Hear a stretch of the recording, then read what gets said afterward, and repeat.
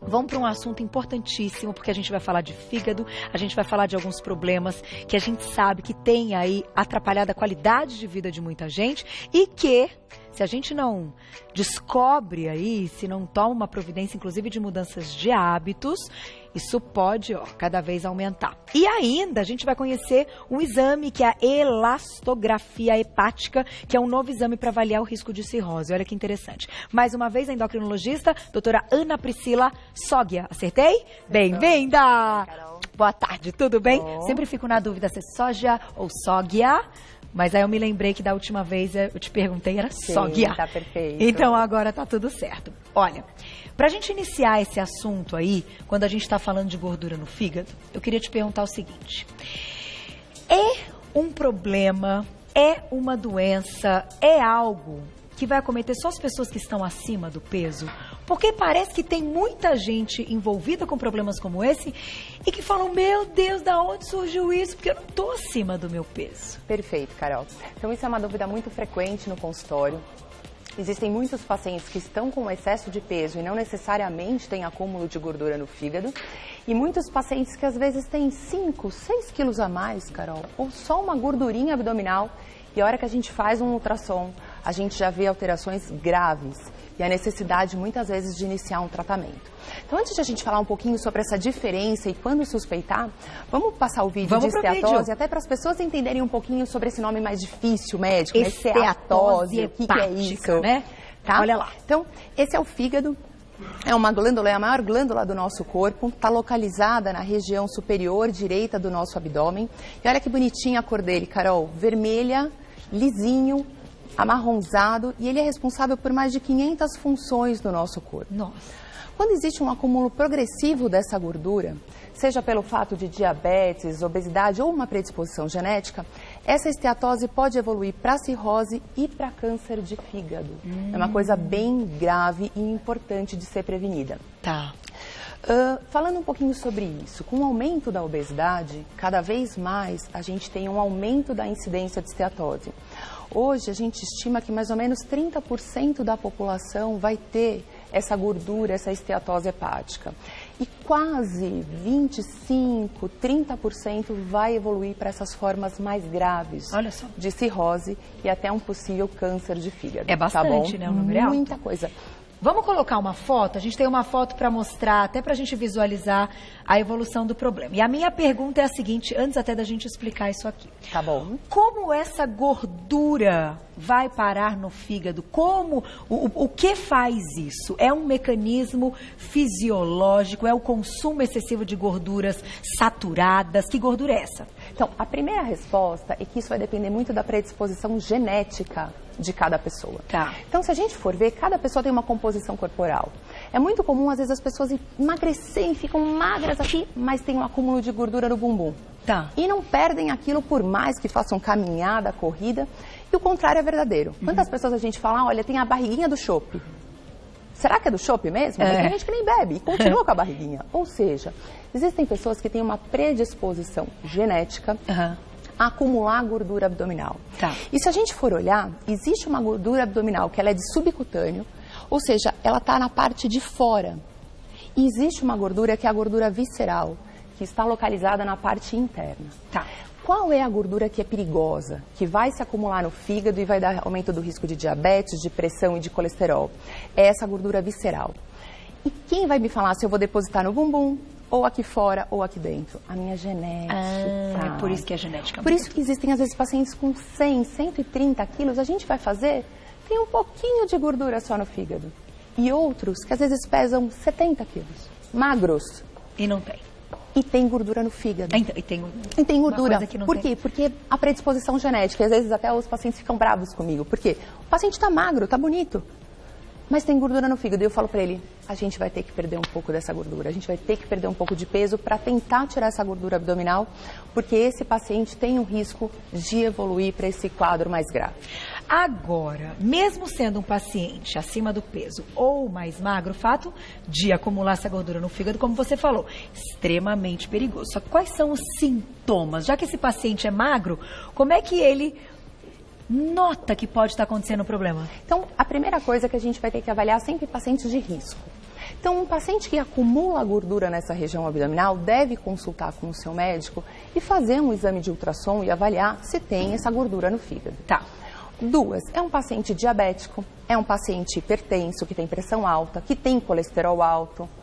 Vamos dar uma olhadinha, não é um paciente que tem gordura só no abdômen, mas ele está acima do peso. Tá. Tem o IMC acima de 30, tem risco para acumular gordura no fígado. Vamos fazer um ultrassom. 30% da população tem esteatose, ou até mais, provavelmente. Ou seja, a chance de a gente encontrar essa alteração nos exames de imagem é grande. Então, pacientes de risco, ou acima do peso, ou com aumento de gordura abdominal, devem realizar esse exame. E esse paciente tem dor? Ele pode desenvolver aí algumas crises? Então, particularmente, o que eu acho que é muito importante a gente colocar aqui, Carol, é assintomático. É silencioso. Isso é perigoso. E muitas vezes, até por uma tradição, a esteatose por muito tempo, ela foi vista como, eu tenho uma gordurinha no fígado. O cardiologista vai lá e fala, olha, o senhor tem uma gordura no fígado, perde peso. O paciente, ele não dá a devida importância que hoje a gente dá para isso. Então ele fala, tudo bem, um dia eu vou perder e isso vai se postergando. E o processo inflamatório vai acontecendo durante esse período. Então, é muito importante fazer o diagnóstico e tratar com a devida importância. E é assintomático. Então, quando a gente tem sintoma, é aquele estágio terminal. Já tá que aí é irreversível. E aí é bem grave. Só que agora eu tô pensando, já que a alimentação também deve estar ligada ao quadro, claro, já que a gente está falando de gordura, eu vou dar um recado, já volto e vou deixar essa pergunta para você.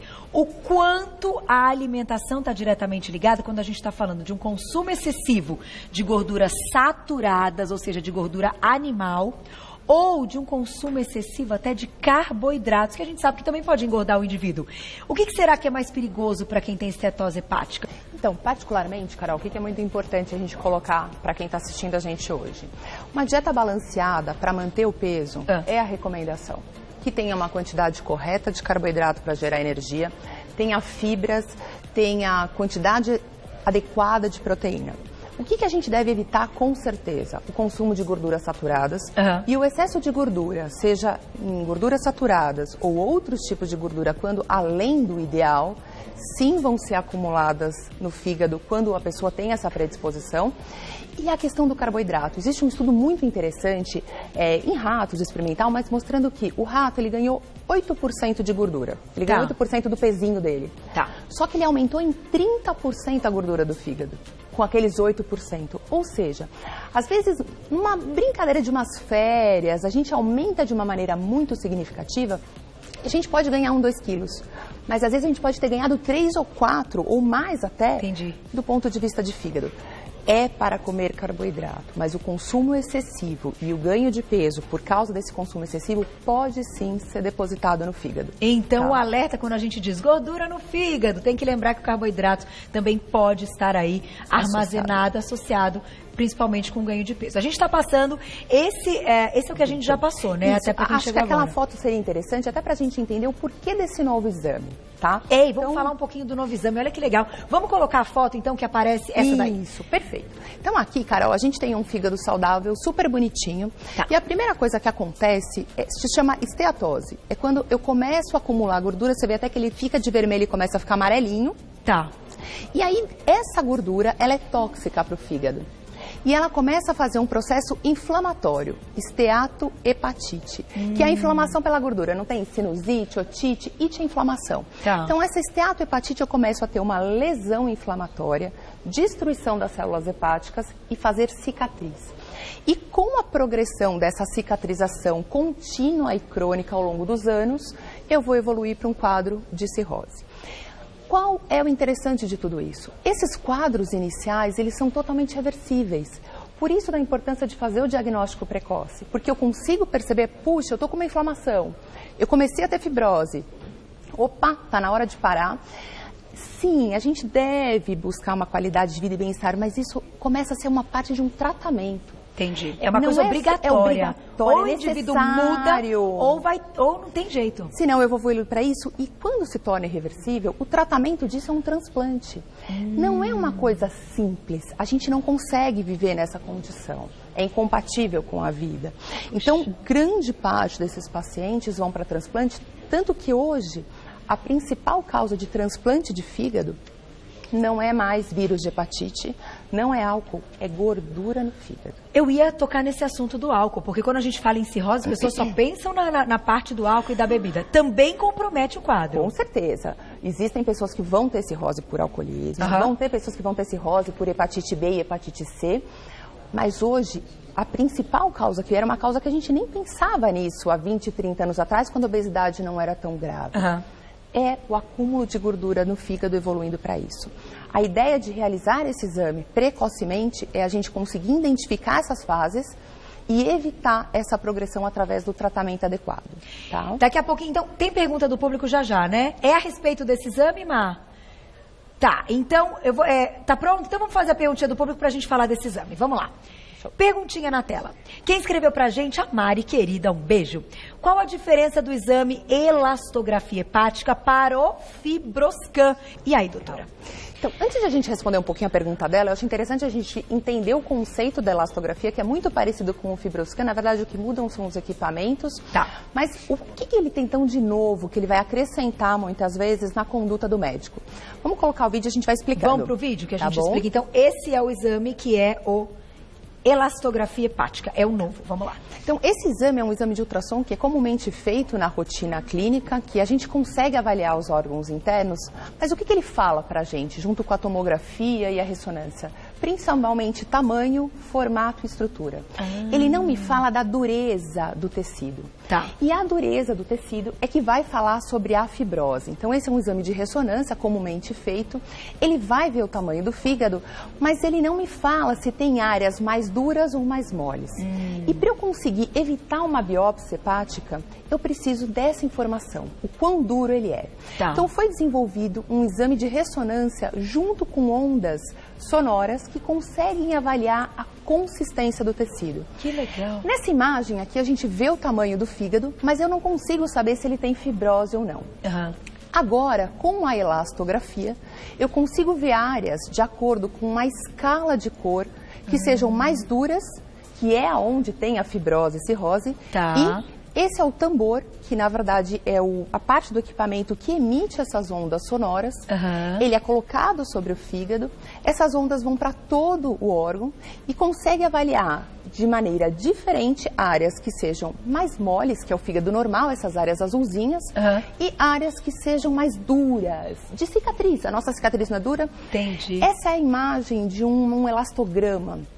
Então, o paciente ele entra dentro do exame de ressonância, essas ondas são colocadas em todo o órgão. E o que é importante, pacientes de risco como álcool, vírus de hepatite B, C ou excesso de peso, no início a gente vê áreas de fibrose, mas não no fígado inteiro. Opa, esse paciente tem risco. Ele já tem uma área mais dura, ele já começou a fazer fibrose, tenho que cuidar e evitar que ele faça uma progressão para a cirrose. Dessa área vermelha. Então, tem para o fígado inteiro. Exatamente. Então, esse exame, o que ele fala para mim, Carol? Se eu tenho e aonde eu tenho. Quando eu faço um ultrassom, eu só consigo avaliar se tem gordura ou não.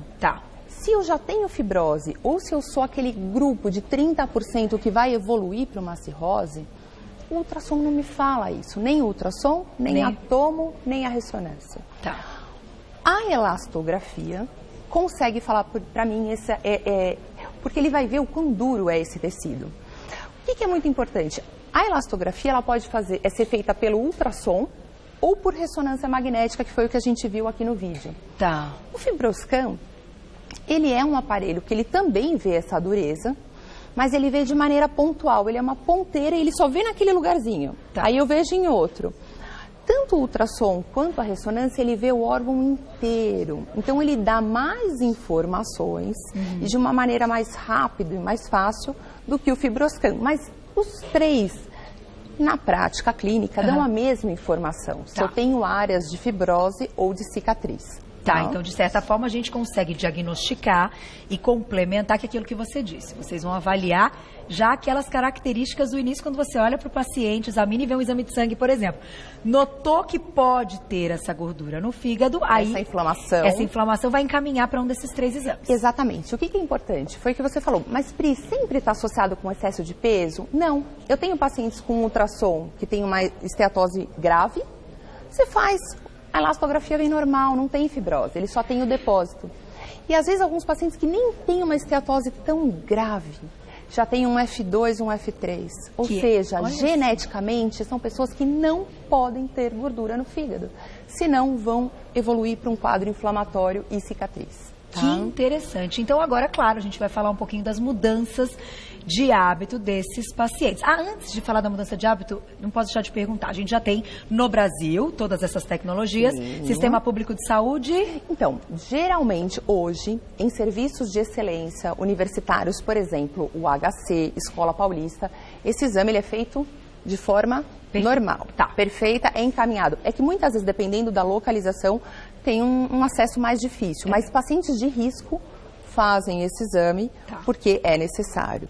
2, outros serviços já que são hospitais particulares ou por convênio também tem a realização desse exame. Então é importante, fiz essa pergunta, porque claro, a gente tem um alcance muito grande, esse Brasil é enorme, então pode ser que não tenha em todos os lugares, então bem pontual sua resposta, mas aqui em São Paulo, pelo menos nesses 2 que você comentou. No Rio, tem alguns hospitais, assim, nos principais centros, capitais, Salvador, tem. Muitas vezes o acesso mais para o interior fica mais difícil. Mas aí a necessidade do médico encaminhar para esses centros de referência. Perfeito. Perguntinha do público na tela, tem mais perguntinha, claro. Michele, um beijo para você. A gordura no fígado pode causar infarto? Então vamos fazer de uma maneira um pouco simples essa resposta. A gordura no fígado ela vai aumentar o que exatamente? O meu risco de diabetes, o meu risco de pressão, o meu risco de colesterol alto. E são esses fatores que causam uma lesão nas células do vaso, que é o endotélio vascular, e vão aumentar o risco de eu ter um infarto. Não uma gordura que vai sair de lá e vai... Não, isso não acontece. A gordura ela está depositada lá. Mas essa gordura depositada vai ocasionar alterações metabólicas e fatores de risco para aí sim uma doença cardiovascular. Então é claro, pacientes com esteatose hepática têm aumento do risco de doença cardiovascular. Então é fato. Agora, mudança de hábito, vamos falar algumas coisas. As principais, você citou de excesso de gordura saturada, excesso de carboidrato na alimentação, atividade física. O quanto esse quadro de uma mudança é obrigatório e o quanto esse paciente tem que se preocupar. Então, muita gente deve estar em casa, deve estar falando, puxa, eu fui no médico, meu ultrassom veio com uma esteatose, e agora? Eu vou ficar desesperada, vou ligar, vou marcar uma consulta amanhã. Não, calma. É frequente, as mudanças podem ser feitas de maneira gradual. E, existem medicações que ajudam a tirar a gordura do fígado? Sim, existem, Carol. Mas o maior remédio, que não bate nenhum remédio fabricado ou de indústria, é a perda de peso. Eu realmente sou fã da perda de peso, eu sempre venho falar sobre isso no programa. E essa perda de peso, ela consegue reduzir em 50%, 60% a gordura do fígado. Olha. Então é muito comum pacientes que têm uma fibrose ou uma esteatose grau 3, perdem peso, começam a fazer uma atividade física, o fígado normaliza. É totalmente reversível aquela fotinho que eu mostrei. E aí, por que desse exame de elastografia? Todo mundo deve tirar gordura no fígado. Essa é a resposta. Eu não consigo fazer o exame, eu não sei se eu vou evoluir mais pra frente, então vamos ficar saudáveis. Isso não quer dizer ficar magros, quer dizer ter qualidade de vida, bem-estar e saúde. Mas para aqueles que eu já vi que tem uma genética ruim, é o tratamento obrigatório. Tanto do ponto de vista de perda de peso, quanto essas medicações. Separamos já uma perguntinha para vocês aí na tela. Olha lá. Quem escreveu pra gente? Olha que pergunta importante, hein? Tá quase? Aí. Perguntinha da Sabrina. Beijo. É mito ou verdade que problema de fígado amarga a boca?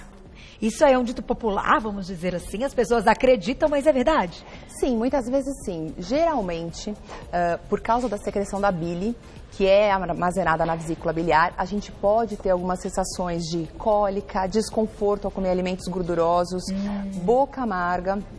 mas geralmente mais relacionado à questão da vesícula do que propriamente ao fígado. Quando tem essa sensação por causa do fígado, a lesão já está mais grave, tá? Não é só, entendi. Pode iniciar, então, na vesícula, por ter problemas comprometendo a vesícula. Na verdade, o fígado pode dar esse sintoma, mas geralmente ele está atrelado, esse sintoma, mais a um problema de vesícula, como cálculo de vesícula, do que propriamente a doença do fígado com inflamação que a gente mostrou hoje. Mas sempre deve ser investigado, ou para cálculo ou para gordura, tá bom? Já que a gente tocou no assunto de vesícula e eu vi que chegaram muitas perguntas, já convidamos a doutora a voltar e a gente vai fazer uma pauta só sobre vesícula. Não se preocupem. Para quem teve pedra, para quem teve que tirar, como é que, né, como fica a vida após essa cirurgia, fiquem tranquilos que a gente vai fazer aqui ao vivo uma pauta só para isso. Vamos para uma outra pergunta, que essa doutora falou que é de extrema importância que a gente tem que responder aí, porque a gente pode pegar, é aquela que eu pedi, aí, essa mesmo, né?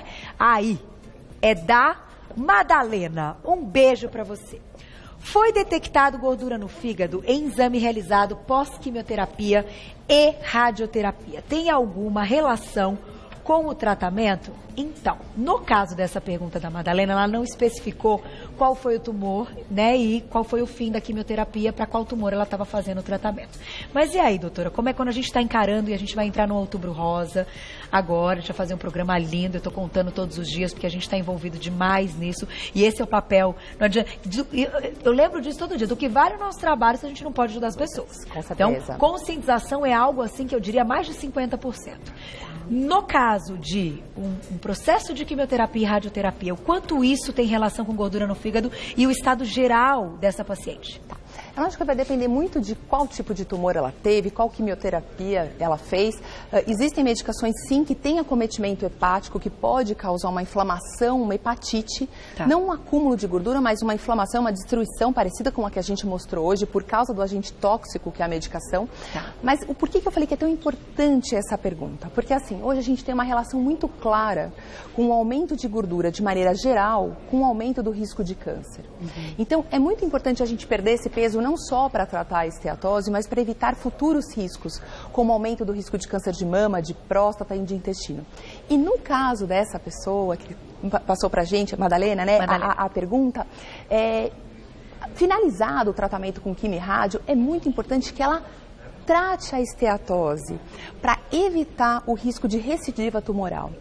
Então, a gente sabe que pacientes que no processo do tratamento, a gente fica triste, ganha peso, é normal isso acontecer. A gente está passando por um estresse psicoemocional e muitas vezes a gente acaba direcionando aumento de peso, para de fazer exercício, nós estamos doentes. E às vezes ocorre um ganho de peso. Após o término, é muito importante essa perda. Estudos mostram que pacientes que perderam peso diminuem o risco do tumor voltar. Então, tem esteatose? Perfeito, terminou o tratamento, está tranquila? Vamos começar a cuidar agora de uma outra coisa. Vamos trabalhar em cuidar de qualidade de vida, perder essa gordura. E quem sabe não só vai diminuir o risco de uma esteatohepatite, mas também diminuir o risco de uma recidiva. Então, quantos benefícios a gente não pode colher disso? Tá? Muito bom. E eu acho que o pessoal de casa tem que estar atento mesmo, porque tantas vezes e tantos convidados, tantos médicos já disseram aqui a importância de mudar os hábitos, isso com relação direta com o câncer ou a volta de um tumor para quem já teve um tratamento, para quem já teve aí a doença. Então, olha que importante. Vamos colocar então agora o vídeo para a gente concluir, fechar a nossa pauta. Quais são essas mudanças? Como é que a gente cuida dessa gordura? Então, esse é um vídeo aqui para a gente finalizar, bem gorduroso, né? A gente vê que ele não está mais lisinho, ele perde aquela coloração marrom avermelhada com áreas de fibrose. E como eu faço para realmente evitar que isso aconteça no meu fígado ao longo da minha vida? Então, esse vídeo ele mostra algumas coisas que a gente deve evitar, como aumento de consumo de gorduras saturadas, então carnes gordas, coisas mais calóricas, assim como essas gorduras saturadas industrializadas, consumo de bebida alcoólica, a obesidade e também excesso de medicações, que muitas vezes contribuem para essa inflamação hepática. Mas, legal, já sei o que não fazer e o que fazer. eu tenho medicações sim para diminuir gordura no fígado, mas o melhor tratamento é a perda de peso. Então, uma dieta com frutas, legumes, hábitos saudáveis, ingesta de água, assim como muitos alimentos que têm um papel antioxidante, como na verdade cranberry, legumes verdes, tomate.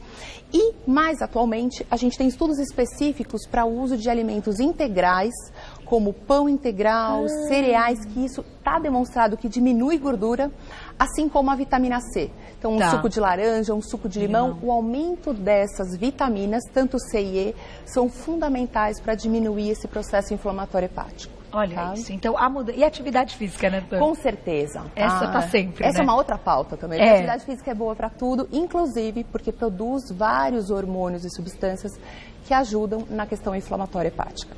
Tá. Linda pauta, parabéns. Vou dar os parabéns para a Fuzi, quem produziu a pauta. Esse vídeo é a coisa mais linda, né? Porque com esse passo a passo né? que a gente tem que seguir, com o lance do médico, essa figura importante que a gente tem que ter claro, a presença do médico, essa orientação e confiar naquilo que o médico está te dizendo, que seja alguém da sua confiança e essas frutas lindas e enfim, pensar mesmo numa mudança de hábito. Vou agradecer mais uma vez a endocrinologista, doutora Ana Priscila Sódia. Agora eu errei.